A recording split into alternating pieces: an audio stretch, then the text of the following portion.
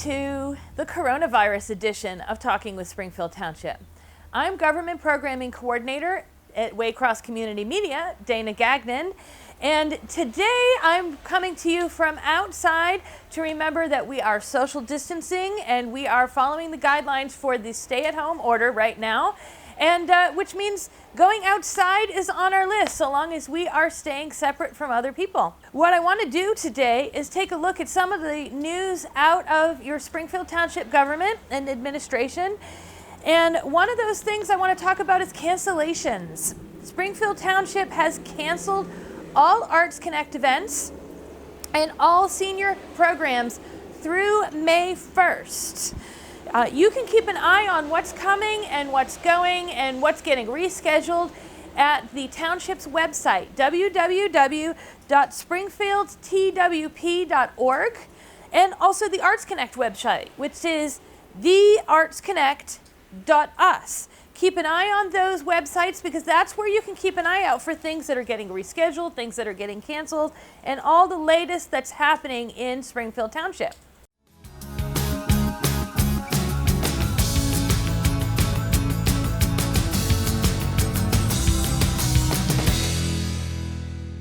Another thing that's closed right now is the administration and fire department's lobbies. If you need service, they want you to use the phone, call ahead. Beginning March 19th, all Springfield Township buildings have been closed to the public until further notice, except of course for necessary deliveries and mail service. That's happening. If you need service, what you should do is call these numbers. For the Township Administration offices, you can call 513-522-1410. Of course, if you have a fire or police emergency, or if you think it might be an emergency, call 911. That has not changed. Those services will not change.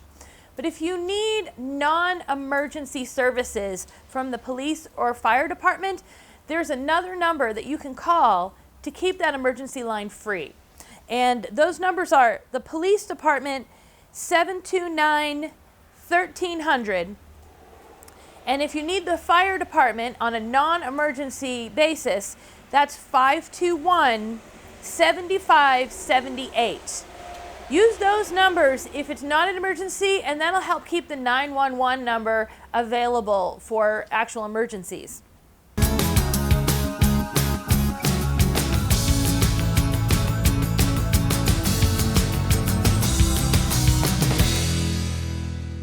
Another thing I want to mention is where we're getting our information right now, because that's key that we check our sources. Springfield Township recommends that you get your information about COVID-19 only from reliable sources.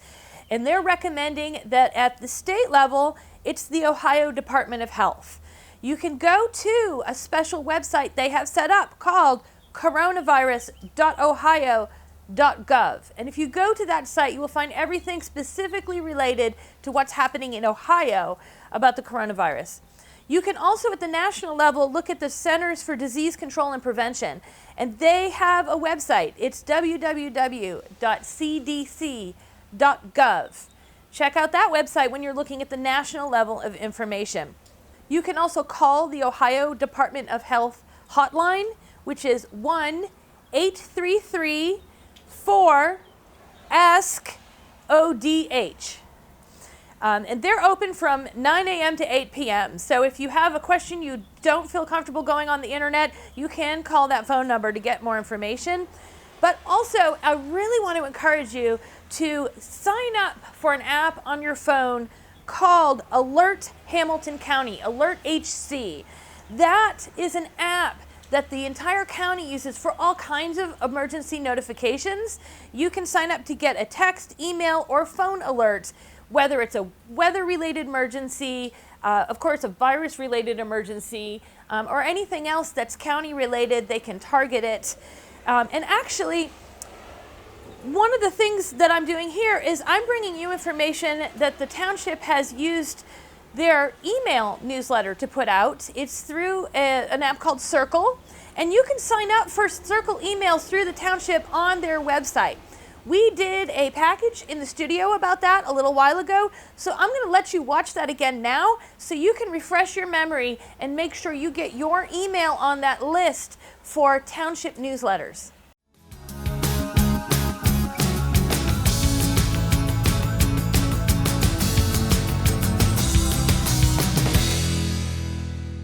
Today we're going to take just a few moments with Springfield Township Communication and Marketing Director Kim Flam. She's going to make sure that we know how to stay in touch with everything that's going on in Springfield Township. Thanks for coming in. Thank you for having me.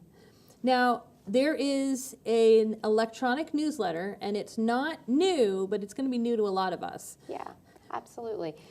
We have over 36,000 residents, and we only have about 3,000 that are subscribed to our e-news. So it's important that we get this information out and let people know that there's a really great, easy, convenient way for them to receive information. And there's a lot going on at the Grove, down to with construction. There's all kinds of things to find out about going on in the township. So it's definitely worth making sure that we're connected to all these events. Absolutely. And what's so great about our particular email system notification is you can receive the information that you want to receive. So if you just want information on roads, services, and police, you can just subscribe to that. If you wanted just the information for community events, you can just subscribe to that. If you want everything, you subscribe to that. What's also really neat about it is you can register to have a specific day, a specific time, however you want to receive your email notifications. They will come to you customized the way that you want them. That's fantastic, especially since so many of us now, our phone is where we do everything. And so if our email is coming to our phone, that'll be one more thing there and not left on the kitchen table where we left the mail, or and I think they had a thing coming up, I don't remember. So that's and great. It's mobile friendly. If we have a community event going on and you're interested in that event, it will automatically tag it to your calendar. So it's got a lot of really great features that make things easier to remember. So how do we make sure we get on this list? The best way to do it, the easiest way to do it, is to go to our website, www.springfieldtwp.org. Right there on the front page, very front and center, there is a button that you can push for communication notifications. You just click on that button. It asks for your first name, your last name, your email address. That's it. Okay, that sounds like it's very simple and just one quick step to do it. It is one quick step. They will receive an email notification back, and then that's where they can select the types of communications that they would like to receive, the frequency that they would like to receive those communications, and even what day and time. That sounds fantastic. There's one other thing they can sign up for on that. Is it on that same page? Yeah. So on the communication notification page, there's also an opportunity for people to sign up for the Hamilton County alerts. So that is a separate registration, but that is our massive, one-call system, and it goes for all of Hamilton County. So weather events, security threats, anything that a resident might want to know about, they can receive that information directly through that Hamilton County service. That sounds really important. That sounds like while we're there signing up for the community news, which we definitely want because there are so many events coming, it sounds like it's definitely worth taking the second to get onto that emergency list. Yes. And so it's nice that you have them all on that one spot of the website. And it's in the website itself is new also and easy to navigate and has a lot of great information on it. So that's our great. website is full of information. If people are looking to find out what's going on, all of the newsletter articles are right there on the front page. Community events are right there on the front page. Very easy to navigate buttons if you want to find out what the annual report is, the financial data, all kinds of information for resources on contacting our schools, and then obviously the different departments. It's all right there on the front page. That's fantastic. Yeah. Well, I appreciate you coming in to tell us, especially about this e-newsletter, because that's something that we can now go and click and get on that and get exactly the kind of topics we want in our email box. And it will come to our phone, and we'll know the next time there are concerts coming, and there are dances coming, and there are classes and summer camps coming, and road information. So I definitely appreciate you coming in to make sure we know about that. Well, thank you very much. We're happy and excited to share that information.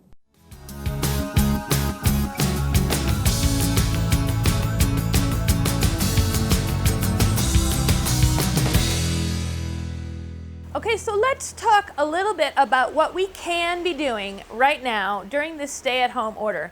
One thing we can be doing is supporting our local Springfield Township businesses that have takeout orders. Restaurants that have takeout options are open. And many restaurants that don't normally have a takeout option are offering one right now while they've closed their dining rooms. So if there's a restaurant that you love in Springfield Township, call them. I do recommend you call them ahead of time. Many of them are taking their orders ahead so that everybody doesn't wind up showing up at once to pick up their order at the same time and then congregating there. But that includes the Goodie Shop. That includes Dunkin's. That includes Little Caesars, Mike Fish and Chicken, Wendy's. You need your Cincinnati Skyline and La Rosa fixes. There's such a list. I know that I'm not going to be able to mention them all. So whatever your favorite restaurants are, you can also follow their Facebook pages because they're telling you when they're open, when you can do takeaway, and how you can help them out with that and also make your at-home time a little bit more fun. You can have Skyline night, you can have Grater's ice cream night, you can have burger night, and not feel a little bit so trapped doing that, and while at the same time supporting your Springfield Township businesses.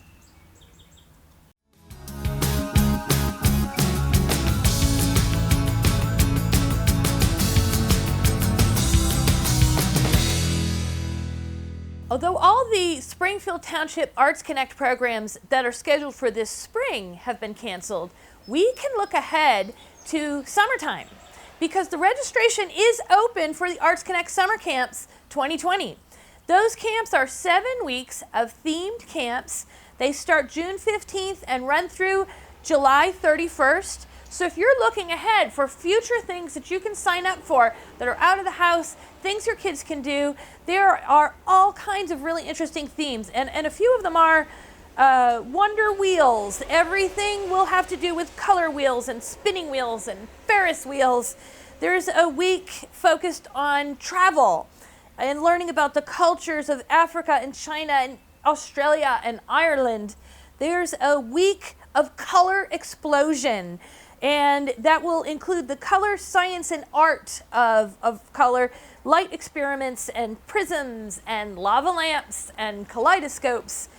A week called Zoom In, exploring the worlds of 3 dimensions. So campers will learn the difference between 2-dimension and 3-dimension and make a lot of 3-dimensional projects. 1 week is Night at the Museum week, where Arts Connect Camp will come to life with dinosaurs and woolly mammoths and cavemen and Native Americans.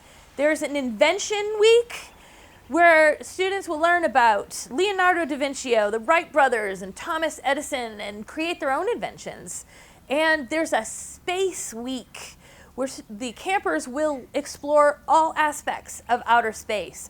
You can sign up for all those camps at theartsconnect.us. That's the website. And you can find information about those. Those camps will run Monday through Fridays, 9 a.m. to 4 p.m. All the details are on the website. I just gave you the quickest run through those. So make sure you go there, take a look at what's coming up, and you'll be ready for the summer.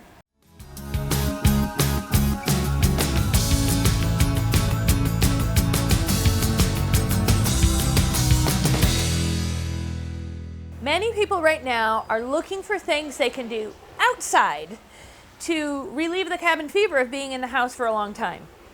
Of course, in Springfield Township, we live close to Winton Woods. And actually right now, Winton Woods is waiving the sticker requirement if you want to go and walk. Of course, while you're there, it's recommended to stay away from playgrounds. We know that playground structures attract touching and sharing germs, so we don't want to go near that. But also, don't walk too close in big groups to lots of other people. But there's a lot of space in the parks, and they're open, so you can take walks in those. You can get outside. There's actually another place in Springfield Township that you can get outside. We had the opportunity last year to find out more about how Springfield Township was renovating a historic cemetery, Beech Cemetery, in the township, and bringing it back from a state of disrepair to something that is now an important part of the history of our township. Right now, Let's finish this program by taking a look at last year's package about Beech Cemetery. More has been done there since then, so if you're looking for another place to walk around outside, go take a look at Beech Cemetery on Fleming Road. Today we're in Beech Grove Cemetery to talk with Mike Gould about what the township has been doing out here to make this a better place. Beech Grove Cemetery has some unique history in of itself. The cemetery was established back in the late 1800s. It's one of the first historically black African American cemeteries here in Ohio. You have war veterans, up to about 520 veterans buried here at Beech Grove Cemetery, and they date back all the way to World War I. The cemetery has changed hands from an ownership perspective a number of times. Each time it changed hands, liens against the property increased, to the point in 2012, Bethel A&E Church, who owned the cemetery at the time, were ready to walk away from the property. In order to take action, in order to come in here, cut the grass, provide the maintenance that was needed for the property, clean up the trash, those things, the only choice the Board of Trustees had was to declare the property a nuisance. This allowed township resources and staffing to come in, cut the grass, do those things.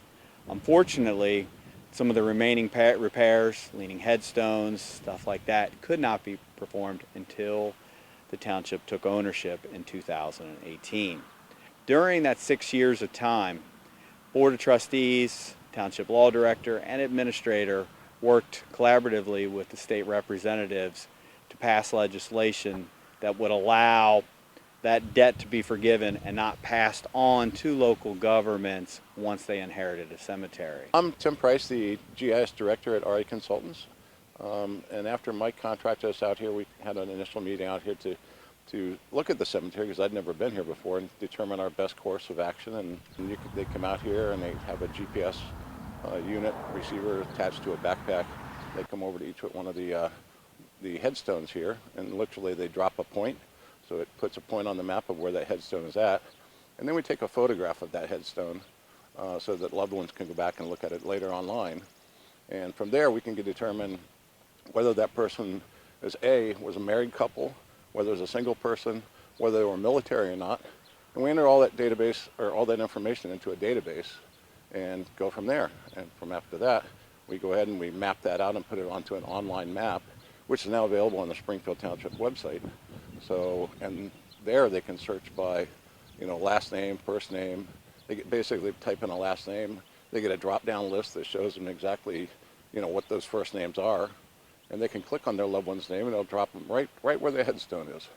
And then they can go ahead and look at the attachment, which would be the cemetery headstone. But they could also, the township could upload other documents too at some point if they want to do. Like, for example, the actual record of that burial.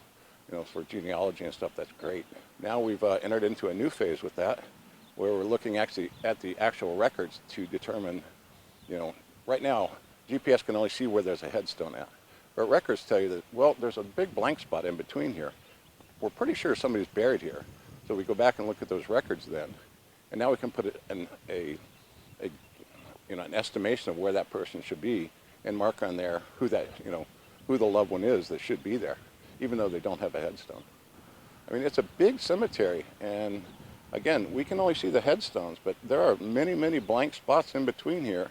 And we just did one small section in the back part of the cemetery, section 5, and based on that, we've already found over 500 people that don't have headstones. And that was just one small little section. And our online map will show that. It should have different color coding and dots and things. The green, of course, is just a headstone. Blue would be a military headstone. And a purple is, based on the records, this is where your loved one should be. One of the challenges that the township has faced since taking ownership of the property is the fact that about once a month we get contacted by family members who have property, they own plots here at the cemetery, and their loved ones have passed away, and they would like for the township to perform the opening and closing for that. What we require from them is the actual deed, or a copy of that deed, or some type of proof of ownership that they own the plot. Once that has been confirmed, either on our end or theirs, then we go ahead and schedule the opening and closing. Unfortunately, because of the poor records that were turned over to the township, sometimes that can take up to 6 to 8 hours meeting with the family. It can be quite the challenge. Moving forward, by the end of 2019, here at Beech Grove Cemetery, the township is going to install what's called a columbarium niche. Loved ones, family members that don't own plots here at the cemetery will have the opportunity to purchase a columbarium niche, and when either themselves or someone within their family dies, they'll be able to put their cremains in the columbarium niche, and it'll be a permanent structure here at the township. The township plans to take the revenue and the money produced from the columbarium niche and invest it back into the cemetery by resetting headstones, paving the driveways, other infrastructure needs that still need to be done. In our short tenure here in owning the property, a story that comes to mind that is kind of a highlight of the many challenges that we have faced with this property is the name Mr. Holcomb. Mr. Holcomb has a number of family members buried here in the backside of Beech Grove Cemetery. He reached out to us on a number of occasions asking for if we could provide assistance to him in locating his loved ones. Unfortunately, his loved ones don't have a headstone. So while Tim and his team weren't actually able to precisely identify where his family is buried, we were able to use the GPS tracking and the records that we have on file and work collaboratively with Tim's team, Mr. Holcomb, and everyone to actually show Mr. Holcomb where his mom and dad are buried, and even also his brother and sister, which was huge. It was absolutely huge. Gwen McFarland, our trustee, was out here when we were able to reveal that to Mr. Holcomb. He got quite emotional and has, to this date, is very appreciative. Mr. Holcomb is battling some illnesses, and he wasn't aware of how much longer he would be here with us, and that was something that he needed in order to provide closure. When the township acquired the property in 2018, our first and foremost priority was to make the property safe. We wanted to ensure that all visitors or anyone that visited the cemetery were safe when they came here to pay their respects to their loved one. Following that, we wanted to take an inventory of the assets, the people that were buried here at the cemetery. Unfortunately, the records, the paperwork, the documentation sent over to us by the church was fairly unorganized. Much of it was damaged through floods that they had there at the church, other events that had occurred. So it was virtually impossible for us to make sense of what we were inheriting. Tim and his team have come on board. They have spent many hours here at the cemetery, GPS tracking all the different headstones, and now they're in the process of going through the records that we do have and that we can make out in order to figure out the people that are buried here but yet don't have headstones.